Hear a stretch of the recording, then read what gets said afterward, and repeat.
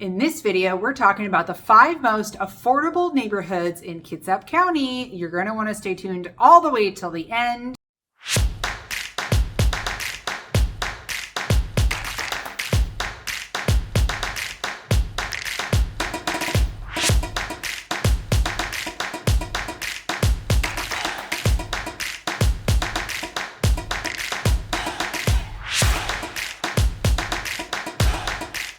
What's up, everybody? It's Cassandra Lopez with the Living in Bremerton channel. If you're new to the channel, you're going to want to go ahead and subscribe. This channel is all about living in Bremerton. So whether you are moving here for the first time or maybe you're local, just want to know a little bit more, be sure to subscribe, tap that little bell so you're notified, and you can reach out to me directly. This is my cell phone and my email, and let me know how I can support your relocation to Bremerton, Washington.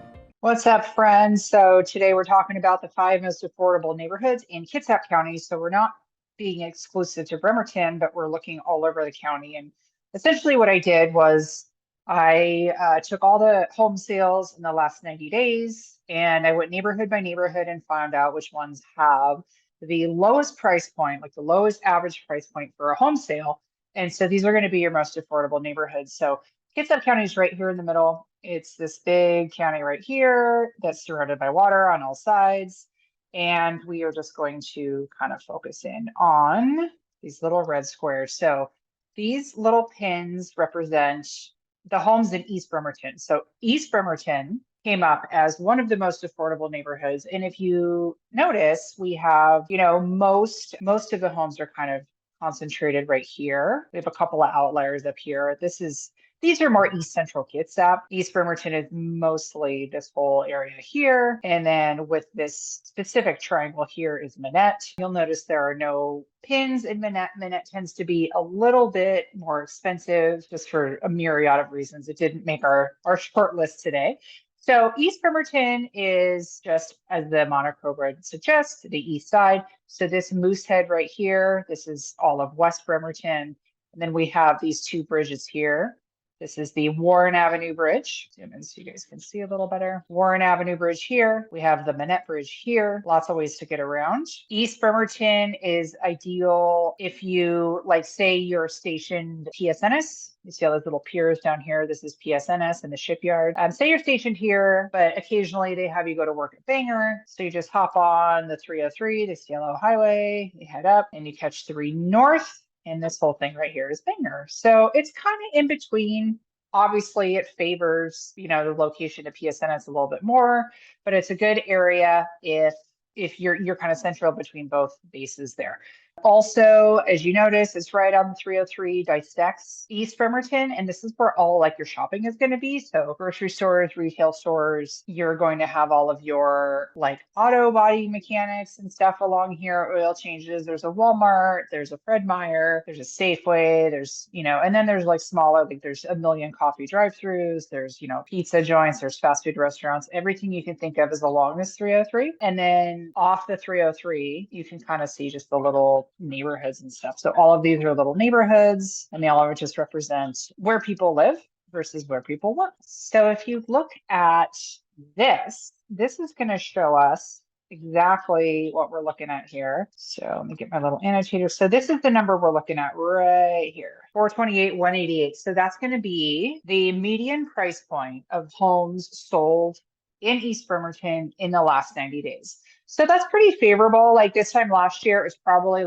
in the 475 range. Just, a year ago, the market was completely different. It was just crazy seller's market. Now we're a little bit more buyer friendly. And so obviously prices have gone down a bit. So you can see for yourself, that's median. Of course, we're going to take every home on a case-by-case basis. Every home is different. Every neighborhood is different. Every seller is different. Every buyer is different. So each transaction is very unique. So, but as an average, we're looking at, this is one of the 5 most affordable areas in Kitsap County. Okay, now we're going to take a look at some other neighborhoods in West Bremerton. So again, there's the Moosehead. And if you recall a moment ago, we were over here in East Bremerton. So we're moving over here to West Bremerton. These little piers are the shipyards. So this whole area is downtown. So we're not quite in downtown right this second. We are over in Navy Yard City, Charleston, West Hills areas. So I know it's hard to see on this map, but this whole area over here on the west side of the freeway, this is all like a giant hill. So it's up a big hill. Navy Yard City, this is kind of hilly, but it's not like a super hill or anything. Charleston Boulevard runs right next to the shipyard, as you can see. So as you're coming into town along Highway 3, Charleston breaks off. You can see all the ships that are moored right here and everything. So you're driving right by the shipyard. You're coming in, 2-lane road on each side here, and then you'll pass an ID right about here. This little road that branches off right here, that's like pass an ID for the Navy base. So if you need to get on base, if you're like a vendor, like, distributor, delivery guy, that's where you would stop. So anyhow, so as you can see, if you work at PSNS, this is like a pretty ideal location. A lot of it is walking distance. A lot of it is biking distance. A lot of rentals up in here because we have some people are here on temporary duties. Like maybe they're actually out of San Diego or out of Norfolk and they're only here for like 6 or 12 months. So there'll be a lot of rental properties throughout this neighborhood just to accommodate these guys who aren't here for long periods of time. It's also super proximal to Highway 3. So say you work in Port Orchard and you live in Navy Yard City, you just hop on Highway 3 and around you go and you're there in a moment. Another option is to catch the foot ferry to go to Port Orchard if you didn't want to drive or if you don't have a car. A lot of people actually live here who don't have cars. There's really good public transit. So if you don't, you come over here. This is our ferry terminal. So this is where the state ferry is. You go to Seattle. There's the fast ferry also goes to Seattle. But then we also have this little foot ferry here that comes around these little dotted lines. This is a foot ferry that drops you off in downtown Port Orchard. So it's a little public transit icon.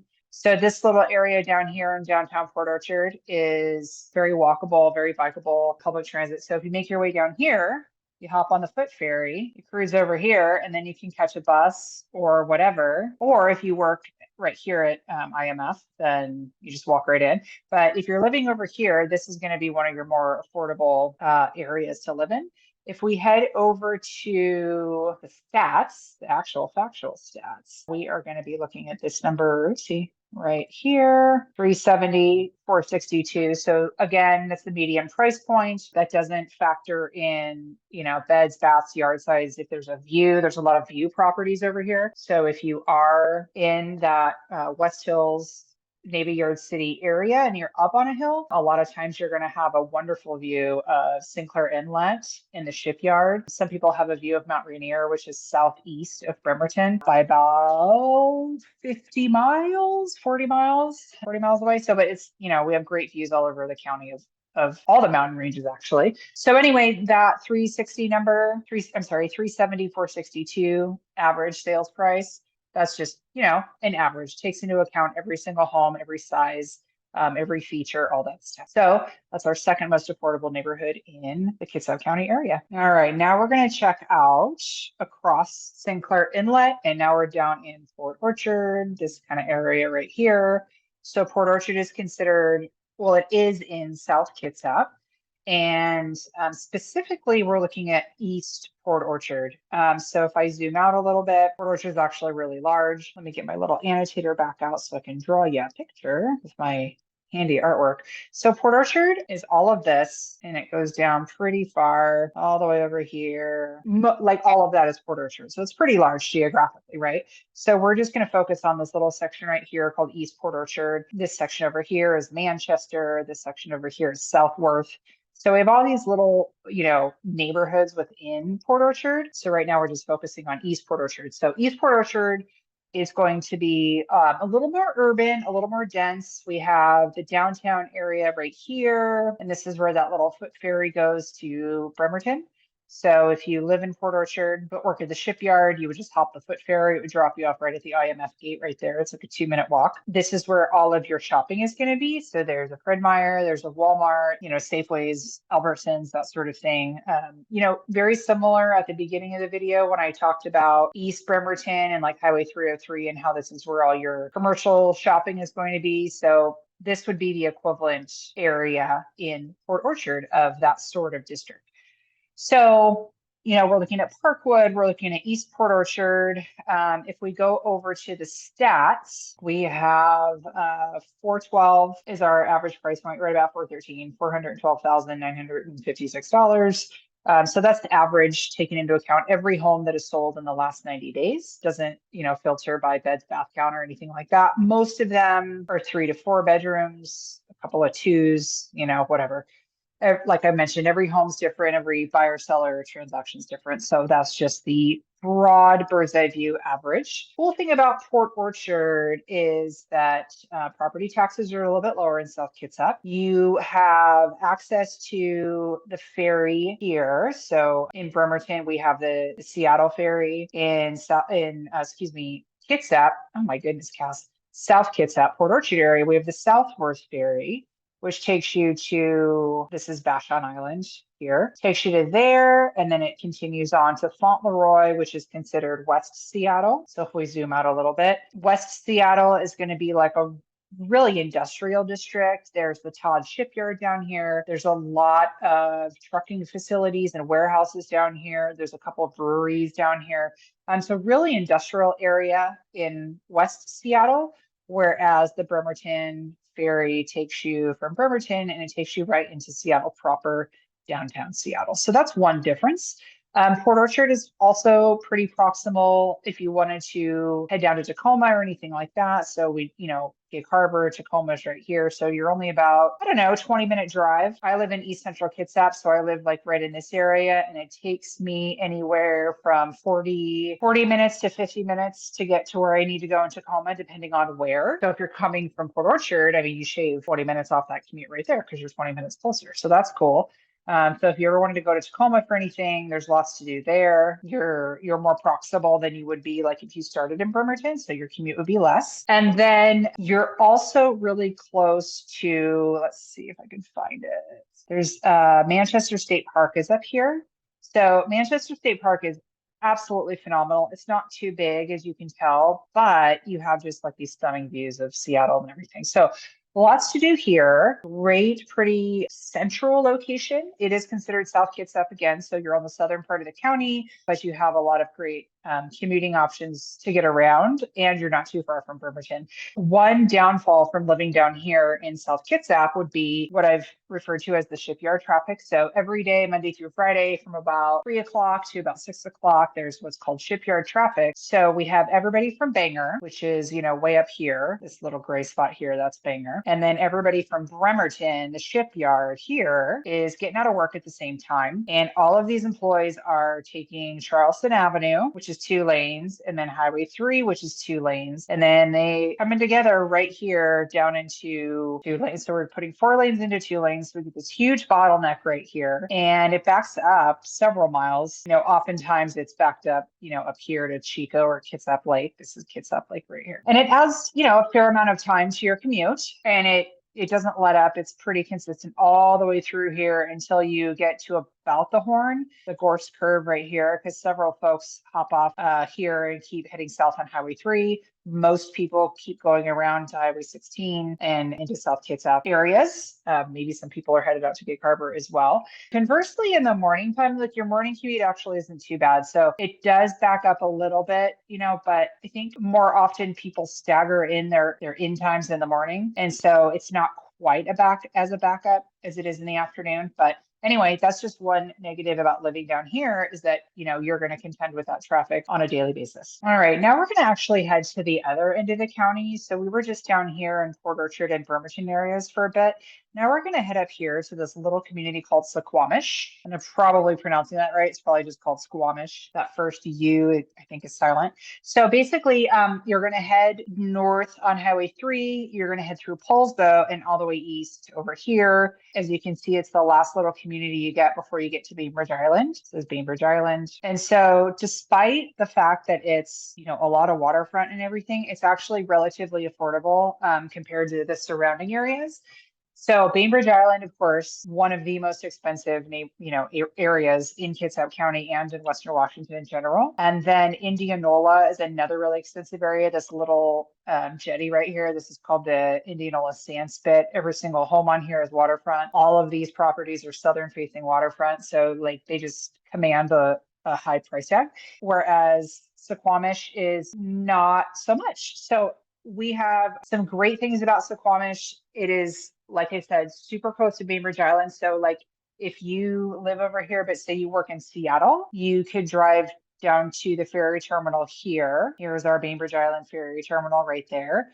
And then just catch the 30-minute commute to Seattle. So that's super convenient. If you work in Poulsbo from Suquamish, you're literally right there. Poulsbo's its neighbor. So, you're a 5-10 minute drive to wherever you need to be. So like if you worked at Bangor, this would be a great option for you because it's relatively close. Just keep in mind that, if you're on Bangor, like it's one thing to drive from your front door to the main gate.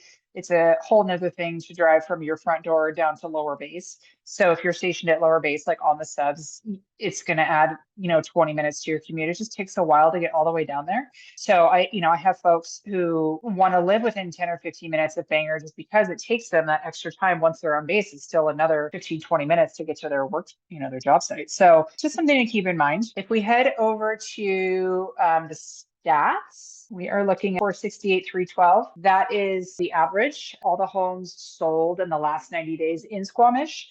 And as you can see, it's 1, 2, 3, 4 bedrooms, 1, 2, 3 baths. So we're kind of, across the board here as far as home sizes, home features, lot sizes, etc.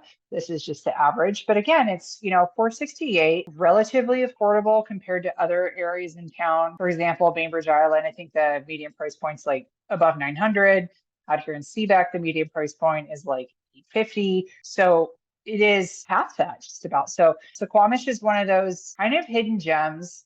It's pretty foresty up here. So when you're driving around, it's very, dense forest and stuff. So it can feel a little dark and a little damp just depending on the time of year. Same can be said for Bainbridge Island, though. I mean, Bainbridge Island is just one giant forest. So anyhow, if you're looking at the overall bird's eye view of most affordable areas in Kitsap County, Suquamish definitely qualifies. And it's a great place to check out if that's on your agenda. Okay, for this next and final neighborhood, I'm kind of breaking the rules a little bit. So these homes here, this is actually in Mason County. This is right next door.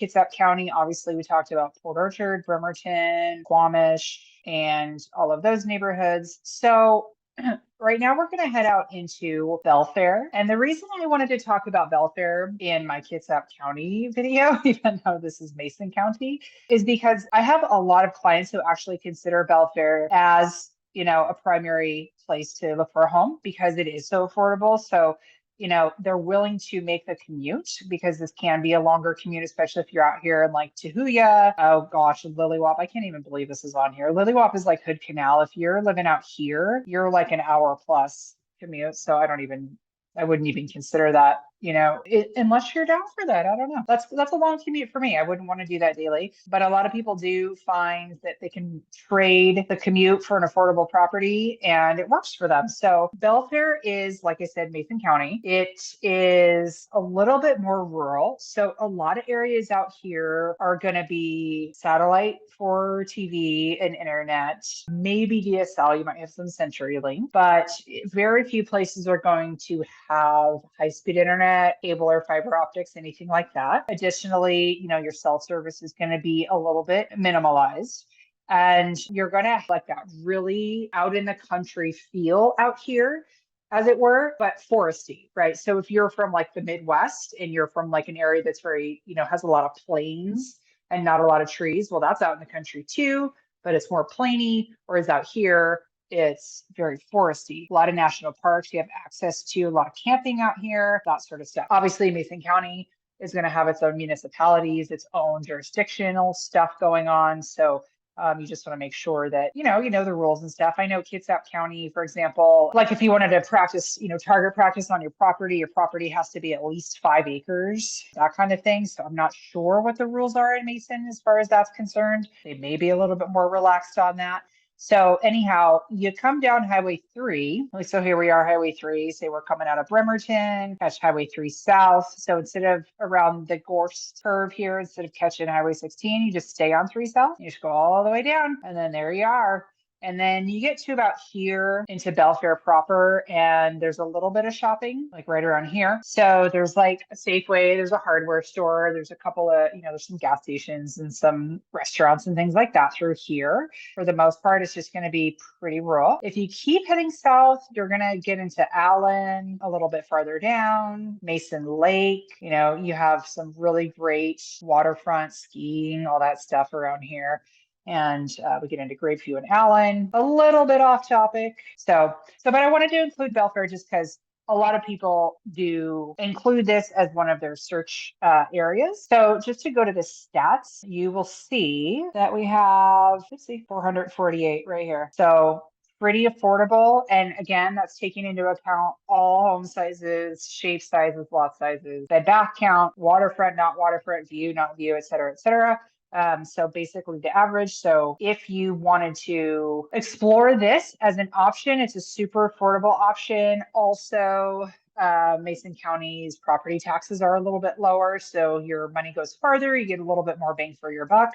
The trade-off is that you're going to be commuting if you're working in Kitsap County, Bremerton, Port Orchard, or if you're at Bangor. So just to keep that in mind. If you like that video, go ahead and give me a thumbs up. Tap that little bell so you're notified every time I drop a new one. If you think somebody might benefit from watching this, feel free to share, and be sure to reach out, text, call, or email if there's anything I can do to support your relocation to Bremerton, Washington. Bye for now.